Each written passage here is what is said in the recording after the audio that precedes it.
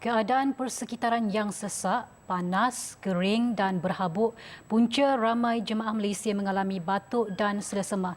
Timbalan Ketua Rombongan Haji Perubatan Dr. Abdul Marsudi Manah berkata, setakat ini seramai 5,681 jemaah haji telah mendapatkan rawatan di Klinik Tabung Haji TH sejak ketibaan jemaah di Tanah Suci 9 Mei lalu, dengan 30% pesakit mengalami masalah saluran pernafasan.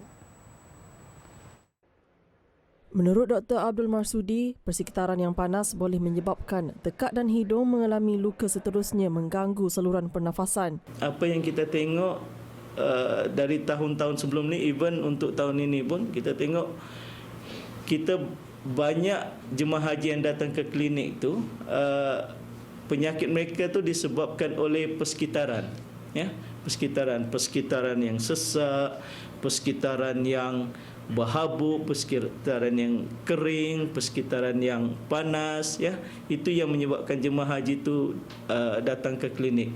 Mereka selalu datang dengan batuk, selesema, demam dan juga sakit otot. Menurut Dr. Abdul Marsudi, jumlah yang menerima rawatan itu telah dijangka dan keadaan masih terkawal. Disebabkan keadaan persekitaran yang memberi kesan kepada kesihatan, beliau turut menasihati jemaah untuk memakai pelitup muka. Ia membantu mengelak daripada jangkitan COVID-19 walaupun virus itu terkawal, serta turut melindungi jemaah dari virus-virus lain yang kemungkinan dibawa jemaah haji yang datang dari pelbagai negara.